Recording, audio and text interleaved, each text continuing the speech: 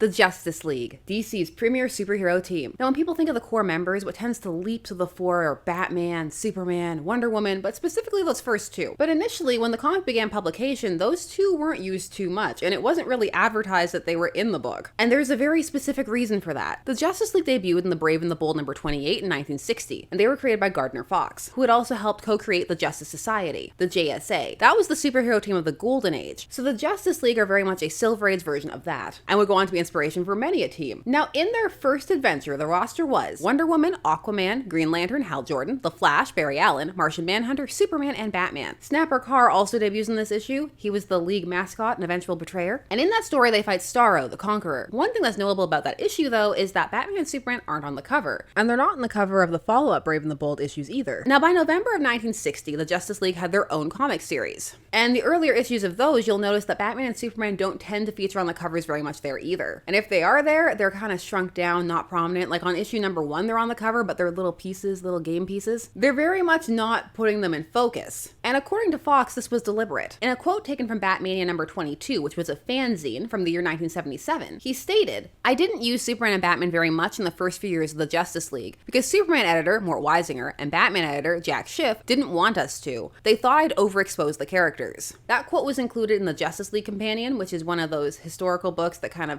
compiles a lot of different interviews and facts about the Justice League and how it evolved. But as for the overexposure, let's put it in context in terms of what comics would have been running with those characters at the time. For Superman, he would have had his own series, and so did Batman. Then there was also Action Comics, Detective Comics. Superman also had Superboy, and you would also have Superman appearing in Superman's pal Jimmy Olsen, Superman's girlfriend Lois Lane, and also the two would feature in World's Finest. So the idea that maybe it could be too much Batman and Superman wasn't coming out of nowhere, although there are later claims that it's because those editors were very protective of those characters. They do get more integrated over time. Julius Schwartz, an integral DC editor, would say later on in his autobiography that it was because sales started to dip. Gotta bring in the heavy hitters. Now, time of recording, they tend to be front and center a lot. So I pose the question to you. Do you wish that the League would focus more on less prominent members? Time of recording, it's Justice League Unlimited, and they are splitting things up, but there is still a decent amount of focus on Batman and Superman. Or do you feel if you want to focus on others, that's what the spin-off League books are for? I would love to hear your thoughts.